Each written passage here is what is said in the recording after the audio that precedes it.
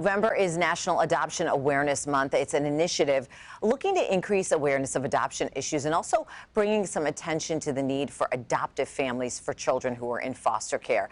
And while there is plenty of information out there for parents who might be interested in adopting, there aren't very many resources out there for children. And that's where Liz Brown comes in. She was adopted from the Dominican Republic as a baby, and now she's telling her story in a book, The ABCs of Adoption, which is written from a child's perspective. And Liz joining us now over Zoom from Grand Rapids this morning. Thank you so much for being with us, Liz.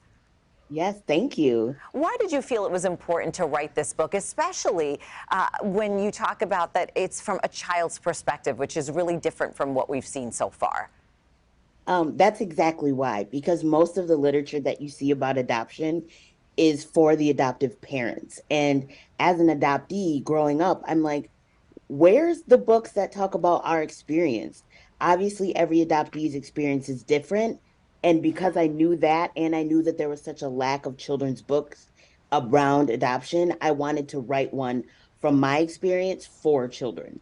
And right now, you're an elementary school principal. Do you share your experience with your students? Do you talk to them about it? Absolutely. So before I was principal, I was a classroom teacher. I taught first grade, kindergarten. And so when I had students who were adopted or it came up throughout, the school year, I would definitely say like, "Hey, I'm adopted too." And those students who were transracial adoptees, so they were a different race than their adoptive parents, it was really nice to have that extra connection. And I think for the students, they just had one more thing that they could connect with their teacher about and have a safe place to have those conversations. Yeah, especially when you talk about such young students, like students in kindergarten too. So you started young. How do you think it helped them? Well, one for sure was it was just a safe place to talk about hard things. For some kids in adoption, they come from a really difficult past. And for a lot of adoptees, just the idea of being given up is something that's hard to talk about with the adoptive parents because you don't want to seem ungrateful, but you still have these questions about your own life.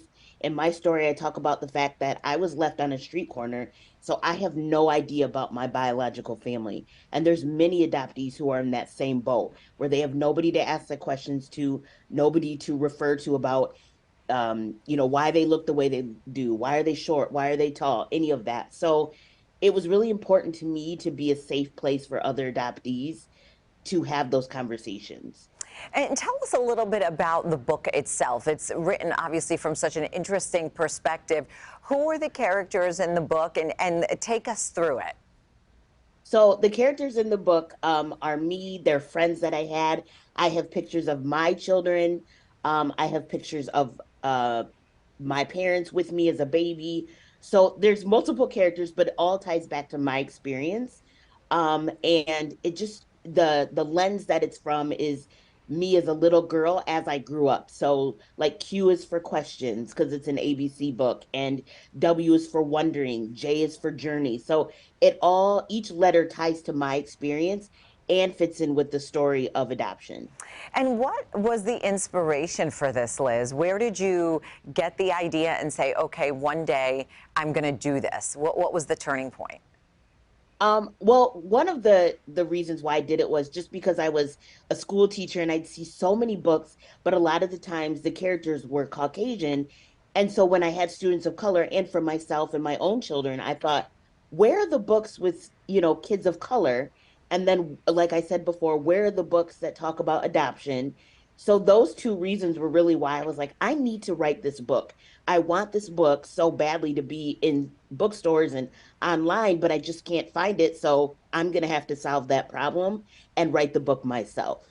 And obviously, adoption is just such an important decision that needs to be well thought out. What would you say to someone, a family, or even, a single mom, a single dad who might be considering adoption? What would you want to share with them?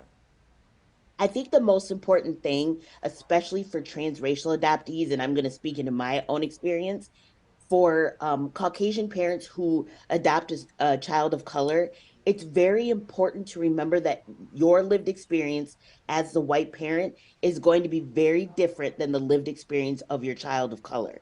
So while, there'll be many things that you do together, they will have opportunities or times in their life when they go into store and feel different, or they go to the movies, or they start dating, or whatever those life experiences are that will feel and be different. And if you want to step into their world as the adoptive parent, you have to understand that things will look different. Their schooling experience might be different. Their religious experience might be different. Like I said, their dating, their friendships, all of that, while they're so important and may seem very similar, there's things about it that will be very, very different. And you have to understand that as they grow up. Yeah, such an important message and also such a unique perspective. So we appreciate it. And really quickly, Liz, before we let you go, where can folks find the book? Yes, so you can buy the book on Amazon. There's the Kindle version and a hard copy version as well. All right, we are going to look for it. Thanks so much to Liz for joining us this morning. We appreciate it.